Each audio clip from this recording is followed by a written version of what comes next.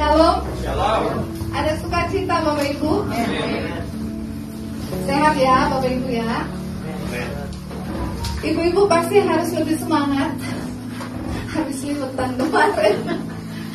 Ya, Bapak Ibu yang dikasih oleh Tuhan, memang banyak metode yang dipakai gereja supaya persekutuan kita tidak menjemukan ya.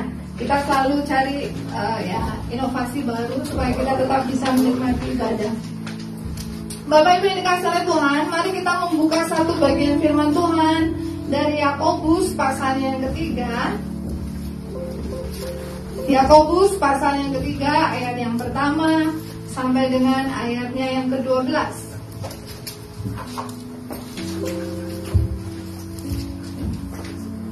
Yakobus pasalnya yang ketiga, ayat yang pertama sampai dengan ayatnya yang ke-12.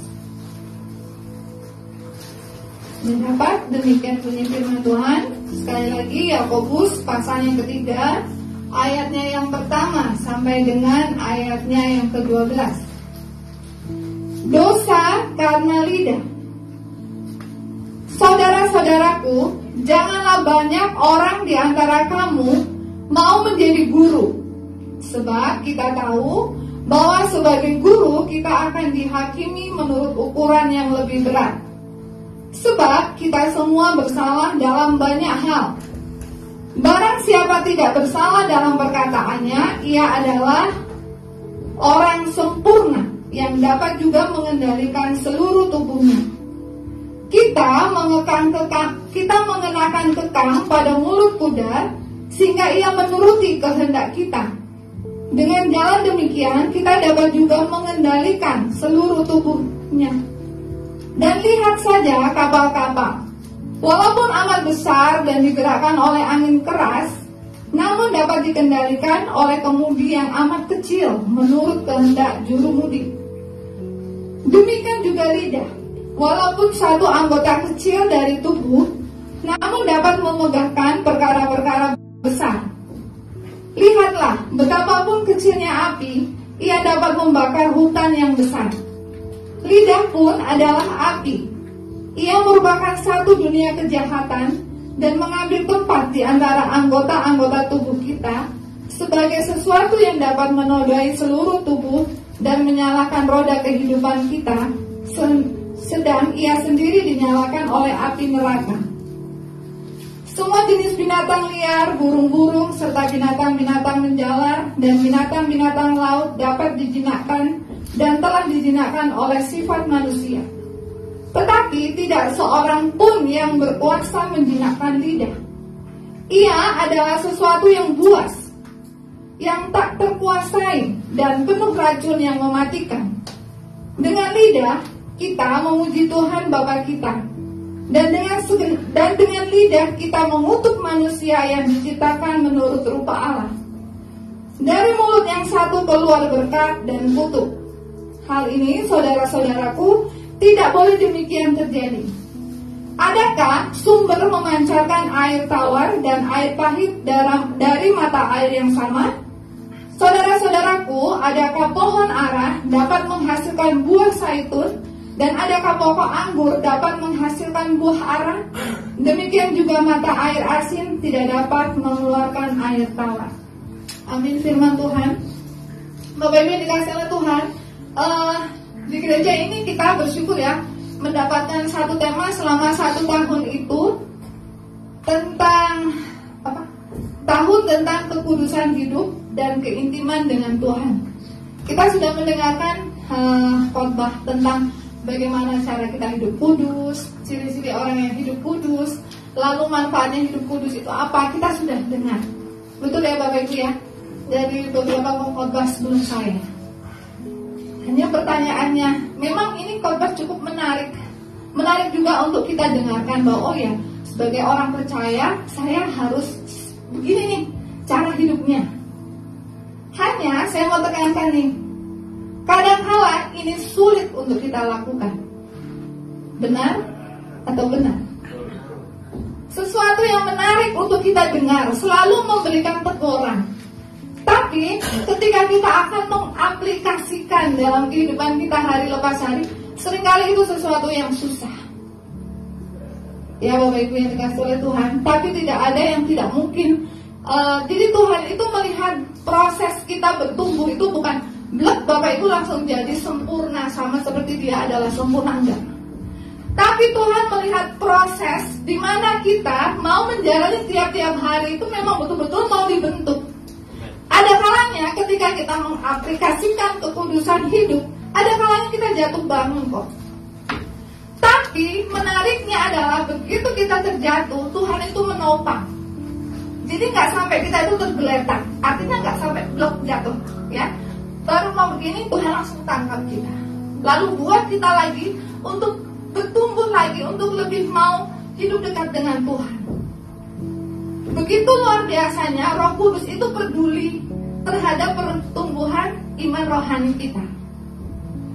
Hanya sangat disayangkan kalau Bapak Ibu dan saya ketika mendengarkan firman tentang hidup kudus atau bagaimana cara kita hidup kudus, apa yang kita terima ketika kita hidup dalam kekudusan, tapi kita hanya menjadi pendengar yang pasif, bukan yang aktif. Artinya adalah kita peduli akan pertumbuhan iman kita dalam kekudusan hidup. Mencoba untuk merenungkan firman Tuhan itu susah, apalagi pagi ya Bapak Ibu. Saya pernah sampaikan khotbah ini di ibadah kaum ibu. Saya katakan kepada ibu-ibu bahwa kadang-kadang kita ibu-ibu itu tidur, tapi bisa mikirin besok itu di kulkas adanya ini, sayurnya ini, gitu ya. Tidur, tapi bisa memikirkan, oh besok si ini bawa bekelnya ini sama ini, gitu. Cocoknya sayur ini sama ini. Oh ada bakso, kalau itu sawi campur bakso campur wortel dan cabai, gitu kan. Bisa tidur begitu, begitu bangun, ya kan? Begitu bangun pagi, kadang-kadang refleks itu yang kita kerjakan, karena itu kewajiban kita, ya kan? Jarang tuh, nggak tahu sih, mungkin saya aja. Ibu-ibu yang di sini nggak semuanya berhasil, mungkin saya aja. Begitu bangun, saya ingat tuh kemarin itu hujan, gitu kan? Lalu seragam anak-anak kan berarti belum kering. Lu langsung begitu orang jam-jam cekekang gitu, begitu terbangun, lu langsung setrikaan mana? Langsung kepikiran tuh nyetrika, terbuka kaki belum ini, ambil kipas ditaruh gitu ya. Itu refleks gitu loh. Padahal saya tahu, padahal saya harus duduk diam begitu bangun, duduk diam mendengarkan suara Tuhan, merenungkan firman Tuhan. Saya tahu saya butuh Tuhan. Tapi seringkali itu loh, hari-hari kita itu seringkali kita lali dan dilalikan. Kayaknya ini lebih utama. Kadang-kadang memilih gini, ya udah sambil masak, Tuhan berkati ya nama. Ya kan? Bapak-bapak jangan ketawa dulu. Bapak-bapak juga sama ibu-ibu. Mencontohkan ngomong Pak Farah. Pak Farah juga gitu, jadi dia memang harus bangun pagi karena jam 4:30 beliau sudah harus berangkat, gitu kan? Jadi kan harus bangun sekitar 3:30 karena dia harus bantu saya untuk bereskan rumah dulu. Jadi kadang dia udah nonton bola kan, kesiangan bangun. Kesiangan tuh begitu dia langsung buat gitu kan, langsung dia buka jendela, dia buka ini, dia langsung ambil pel, dia lupa belum nyapu, dia langsung Bun tadi udah disapu belum, gitu kan? Langsung saya bilang dia lupa loh. Duduk berdoa, pel yang diangkat, gitu ya. Ini apa ya, realistis Bapak Ibu ya. Kita jujur di hadapan Tuhan bahwa seringkali itu. Tapi kita tidak mau bilang bahwa ya udahlah Tuhan memang begitu, gitu kan? Kita mau bertumbuh begini, oh ya Tuhan, aduh aku rindu banget gitu. Berarti saya harus bangun lebih pagi, gitu kan Bapak Ibu ya. Saya anak muda jangan ketawa juga. Begitu Anda bangun, apa yang Anda cari? Laptop, HP, chatan sama yayangnya. Good morning, gitu. Lupa gitu kan? Lupa nggak bilang good morning sama Tuhan, gitu. Nggak usah tunjuk. Atau yang lagi sekolah, yang diingat itu ada udah tugas kemarin masih ada yang belum, gitu ya. Kita begitu banyak disibukkan dengan hal-hal yang rutinitas hari-hari kita. Ya, Bapak Ibu yang dikasih oleh Tuhan, anak-anak muda, padahal kita membutuhkan Tuhan. Bapak Ibu dan saya nggak akan bisa bertahan 1 jam aja tanpa dosa. Mulut ini loh. Makanya kita hari ini mau belajar. Memang kita belajar tentang kekudusan, tapi hari ini saya mau mengajak Bapak Ibu dan saya lewat mulut kita, lidah kita yang kecil ini dikatakan oleh firman Tuhan, tapi dia bisa membawa kita dalam dosa. Nggak cukup sejam lah, ya kan? 10 menit, 15 menit itu mulut kita ini bisa mengucapkan beberapa dosa.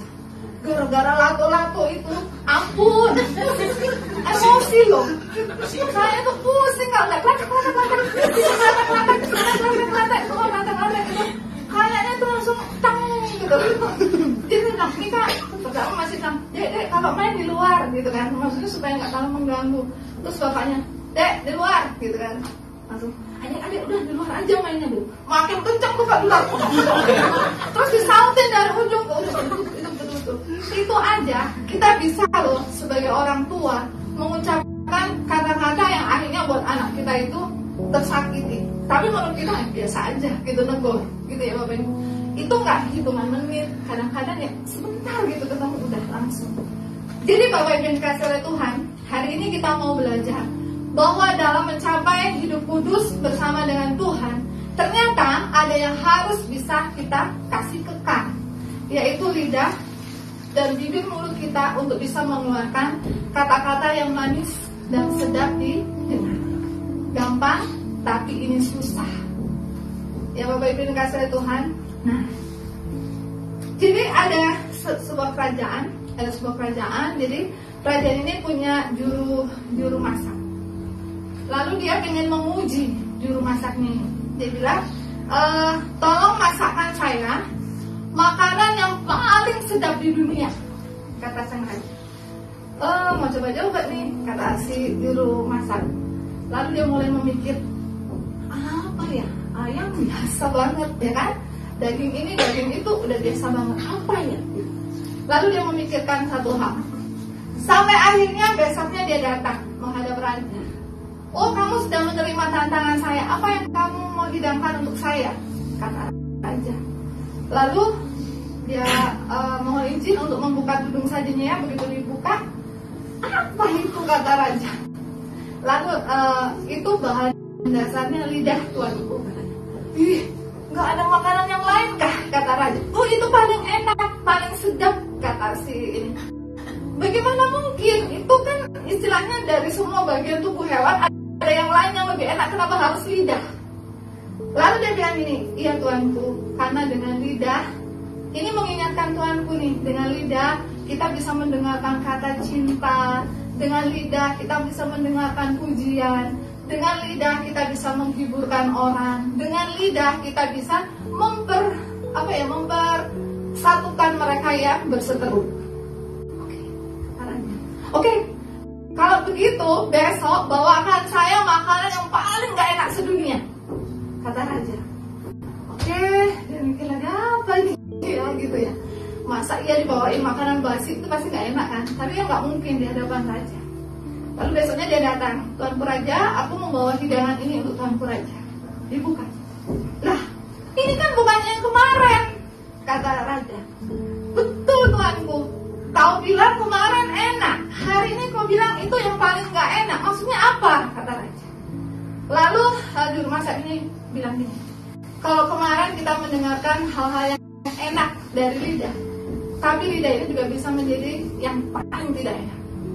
Karena dengan lidah kita bisa dicaci maki, bisa bohong itu keluar, ya kan? Bisa perseteruan timbul karena lidah kita, katanya. Jadi Bapak Ibu betul, firman Tuhan juga menekankan kepada kita bahwa lidah adalah satu anggota tubuh dari tubuh kita ini yang kecil, tapi dia memiliki dampak yang luar biasa bagi seluruh tubuh kita. Kalau Bapak Ibu sadari, ada beberapa hal yang perlu kita sikapi di dunia yang sungguh sangat modern dan berkembang saat sekarang ini. Orang yang hidup kudus di hadapan Tuhan, yang pertama adalah orang yang dapat mengekang lidahnya. Mengekang itu artinya dia bisa menahan gitu ya. Jadi kalau kuda kan dikekang kan ada kendali ya. Jadi begitu dikekang kan dia bisa digerakkan ke kanan, ke kiri gitu. Artinya harus ada batasan yang kita buat. Kita tahu kapan kita harus berucap. Kadang-kadang kita lebih cepat berbicara daripada kita berpikir. Nanti habis ngomong, aduh jangan-jangan dia tersinggung ya sama ucapanku. Kadang-kadang kan seringnya. Kenapa kita tidak berpikir dahulu? Kalau saya mengucapkan ini, si A tersinggung nggak? Tapi sebagai manusia, kita jarang sekali untuk bisa mengekang lidah kita langsung keluar, gitu ya Bapak Ibu. Dan akhirnya itu seringkali menyakiti saudara kita, anak kita, istri kita, suami kita, bahkan rekan sekerja kita. Bapak Ibu dikasih oleh Tuhan, anak-anak kita itu adalah penonton, penikmat, dan peniru sosial media. Kemarin di St. John waktu acara Gongsi Fakcai tahun baru Imlek dan juga karakter itu juga dibahas. Jadi anak-anak itu peniru yang ulung. Lagi marak ya, ini loh ngomongnya, kamu nanya, ya kan? Itu kita ketawa loh, lucu ya kayaknya gitu. Hari itu saya menjelaskan di kelas saya tentang bangun datar dan bangun ruang. Kalau anak kecil kan susah nih bedainnya mana bangun datar, mana bangun ruang ya, gitu ya. Waktu saya tanya, udah jelasin kalau bangun datar itu begini, kalau bangun ruang ini udah selesai, ya kan? Lalu saya bawa alat peraga kayak rubrik, ya. Saya tanya sama anak, menurut kamu, nggak usah saya sebutlah namanya, menurut kamu ini bangun ruang atau bangun datar? Lalu dia jawab saya dong, kamu nanya. Itu pengen saya. Bapak Ibu, lucu memang. Udah mau ketawa juga saya. Tapi pikir saya wagawan. Sebagai guru karakter ya, anak-anak sering lucu. Kamu nanya. Bapak Ibu, boleh deh dipraktekin ke kanan kirinya. Coba bilang, kamu nanya. Ya, lagi ngomong pakai masker, kamu nanya. Enak sekali buka maskernya. Lain loh rasanya, kayak ngenyek gitu, dengan gayanya gitu. Itu ketawa satu kelas. Bapak Ibu, mereka niru. Jadi apa yang mereka lihat di sosial media itu gak ada saringannya. Kalau nggak kita orang tua yang kasih kekang ke mereka, itu bablas. Satu loh itu tentang kamu nanya. Masih banyak yang lain. Ini boleh tutup ya. Ada lagi, kan soalnya yang lain. Ada lagi, itu kata-kata yang kotor. Dia suka manggil temannya. Saya pertama nggak ngerti apaan sih, apa emang namanya. Ternyata itu kan nyebut nama binatang kan. Gitu. Banjir. Oh banjir. Oh iya, dia lagi pas banjir. Banjir si tompul. Banjir. Ya, jadi itu saya pertama nggak ngerti dan itu enak aja gitu, ngomongnya biasa aja. Jadi Bapak Ibu, anak-anak kita, saya mau bilang bahwa mereka hidup memang di era yang sedemikian maraknya dengan media sosial, nggak ada saringannya. Kita sebagai orang tua harus dapat mengekang lidah kita sebagai orang tua, tapi juga harus mampu mendidik anak-anak kita dengan mengekang lidah mereka selama mereka ada dalam didikan kita. Di sekolah minggu pun sama. Kadang-kadang kan sambil mewarnai gitu. Kan ngomong apa mereka tuh nggak sadar gitu. Itu marah dan itu memang terjadi real sekarang ini. Kita bisa tertawa, tapi kadang-kadang ada hal yang itu tidak lucu di hadapan Tuhan. Itu najis, itu kotor, itu bercela. Kalau kita mau sebagai orang tua hidup kudus di hadapan Tuhan, kalau kita mau anak-anak kita bertumbuh menjadi anak-anak yang tumbuh rohaninya dalam kekudusan bersama dengan Tuhan, ini tugas kita. Kita nggak bisa men-stop media sosial, stop, jangan ngomong gitu, disensor, kasih masukan, nggak bisa. Itu terus berkembang dengan begitu pesatnya. Kalau kita sebagai orang tua tidak mewaspadai ini, saya mau katakan kita akan kehilangan anak-anak yang bertumbuh dengan hidup yang dikendalikan oleh Roh Kudus. Mereka akan terbiasa pikir itu lucu, itu baik-baik saja, itu oke-oke saja, itu wajar-wajar saja. Tapi tidak wajar di hadapan Tuhan. Atau banyak kita juga seringkali kalau ini juga sebagai orang tua sering ya Bapak Ibu atau saudara-saudara yang masih muda dalam pertemanan, kadang-kadang kita bro, kalau zaman dulu kan gitu, kalau sekarang kan segala macam apa sih bahasa gaul gitu ya. Kadang-kadang itu nama binatang lah, itulah gitu, urusan, ya kan? Jadi Bapak Ibu, ayo sama-sama dong kita belajar. Kalau memang Bapak Ibu dan saya mau hidup dalam kekudusan, bertumbuh dalam kekudusan kehidupan rohani kita bersama dengan Tuhan, ayo dong kita harus hidup untuk mampu mengekang lidah kita. Berpikirlah dahulu sebelum kita mengeluarkan kata-kata kita. Jangan sampai orang lain tersakiti. Jangan sampai orang lain terlukai. Kalau bapak-bapak mampu, kan kalau kita mampu di kayu waktu ditancapkan itu kan sudah sakit ya, istilahnya kalau saya adalah kayunya tersakiti gitu ya, kalau dilakukan sakit. Sama kalau kita mengucapkan kata-kata yang buat orang lain sakit, kadang-kadang kita seperti menusukkan paku di antara kayu. Lalu kita datang dengan permohonan maaf kita sadar, kita minta maaf. Seumpama kita cabut paku itu tadi, masih sakit waktu dicabut.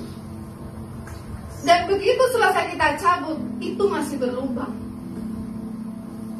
Jadi apa yang keluar dari bibir mulut kita ketika itu melukai istri kita, melukai suami kita, atau melukai anak kita, atau saudara-saudara kita, ingat Bapak Ibu, itu tidak akan dengan mudah terlupakan. Walaupun dia bilang dia mengampuni dan melupakan, tapi rasa sakit itu kita harus ingat bahwa itu bisa melukai sedemikian dalam. Jadi hati-hatilah, kekanglah semua perkataan yang keluar dari bibir mulut kita. Gak mudah. Dalam satu hari berapa kata yang kita keluar, ya kan? Entah berapa yang berkenan di hadapan Tuhan dan berapa yang sama sekali tidak berkenan di hadapan Tuhan, yang adalah sampah. Bapak Ibu dikasih oleh Tuhan, mari kita belajar. Untuk kita dapat hidup kudus di hadapan Tuhan, kita harus mampu mengekang lidah kita. Kekang itu kecil, ya kan? Sama seperti kemudi itu juga kecil. Jadi sehebat apapun masalah yang kita hadapi, kita akan mampu mengekang lidah kita kalau kita hidup di dalam pimpinan Tuhan. Itu tadi pentingnya Bapak Ibu dan saya bangun pagi, merenungkan firman Tuhan, berdoa supaya kita dimampukan untuk melewati satu hari. Kalau kita belum melakukan ini, saya mau bilang kita perlu Tuhan. Ambillah waktu sebelum melakukan segala sesuatu, kita duduk bersama dengan Tuhan, supaya Bapak Ibu dan saya dimampukan untuk bisa mengekang lidah kita sepanjang hari dengan baik di hadapan Tuhan. Itu yang pertama. Yang kedua, orang yang hidup kudus di hadapan Tuhan adalah orang yang mampu menguasai diri. Itu yang kedua. Jadi dibilang dalam firman Tuhan hari ini bahwa lidah kita ini akan cepat, apalagi kalau emosi ya.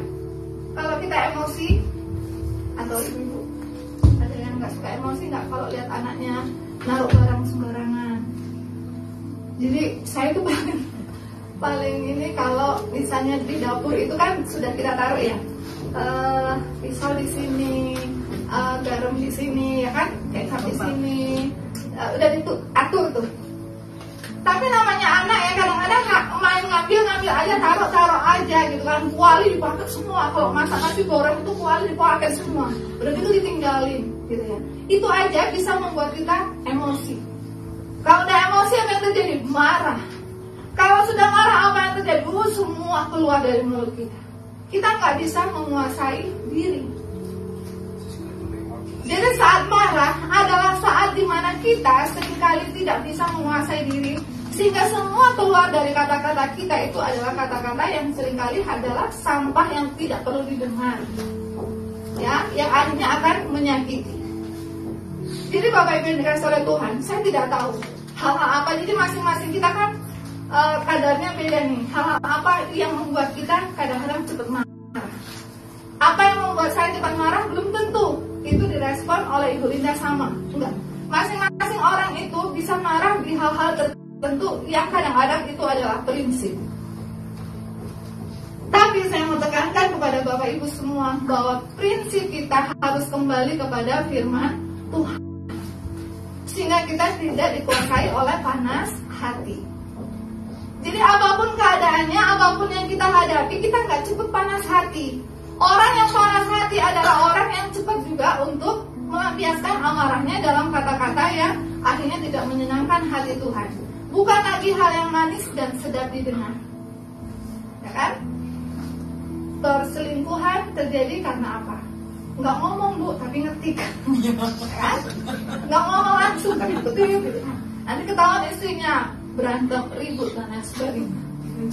Dikunci. Pakai itu ya, apa sih? Pakai wajah ya. Jadi kalau nggak wajah kita nggak bisa jawab. Ngajarnya nggak bener, jangan pakai itu. Jadi Bapak Ibu dikasih oleh Tuhan, banyak hal terjadi. Rumah tangga banyak yang berantakan hanya karena tidak bisa menguasai dia. Ya, marahnya berlebihan, ya kan? Kalau marah berlebihan tidak hanya ngomong, kadang-kadang tangan juga main, ya kan? Lalu kesalahan yang lama-lama diungkit lagi, kayak digali lagi, gitu. Padahal sudah selesai. Atau mungkin dalam hubungan anak dengan orang tua, namanya orang tua, kita jujur kepada anak bahwa orang tua juga seringkali melakukan kesalahan. Tetapi hormatilah orang tuamu, itu tetap berlaku. Supaya apa? Supaya panjang umurmu, ya kan? Supaya diberkati segala usahamu, dikatakan firman Tuhan. Jadi Bapak Ibu dikasih oleh Tuhan, mari kita belajar bersama pagi hari ini bahwa kita semua sedang berusaha untuk hidup kita itu kudus dan berkenan di hadapan Tuhan. Saya mau bilang, untuk bisa mengekang lidah kita itu bukan sesuatu yang mudah. Untuk bisa menguasai diri supaya tidak cepat marah dan panas hati, itu juga bukan sesuatu yang mudah. Lalu sekarang intinya adalah, apakah saya dan Bapak Ibu akan menyerah dengan kata susah? Ataukah kita mau bilang sama Tuhan, Tuhan tolong aku supaya aku dalam hidupku semakin sempurna di hadapan Tuhan? Karena firman Tuhan bilang adalah apa? Orang yang sempurna itu adalah orang yang bisa mengekang lidahnya. Jadi Bapak Ibu dan saya, mari kita bersama-sama hari ini, saya mau mengajak kita akan terus dalam proses ini. Kita akan menikmati bagaimana Bapak Ibu dan saya terus bertumbuh dalam hidup kudus di hadapan Tuhan. Kendalikan lidah kita, kuasai hati dan pikiran kita. Ingat ya, buah roh ini yang ke-9. Kasih, sukacita, damai sejahtera, kesabaran, kemurahan, kebaikan, kesetiaan, kelemah lembutan, penguasaan diri. Yang terakhir, penguasaan diri. Halus nggak apa-apa, maksud saya itu penguasaan diri. Yang komentar nggak bisa menguasai diri. Jangan komentar. Nah, Bapak Ibu kasar, itu aja bisa loh langsung cing. Ternyata suaranya halus juga. Ya. Apalagi kalau nanti ngomongin pesona. Ya, bercanda Bapak Ibu. Mari Bapak Ibu dan saya, kita belajar hari ini tentang firman Tuhan. Cukup sederhana, tapi ini sangat penting di hadapan Tuhan. Mari kenakan kekang, mari hidup menguasai diri, dan mari kita bertumbuh bersama-sama untuk hidup kudus di hadapan Tuhan. Saya undang kita semua bangkit berdiri.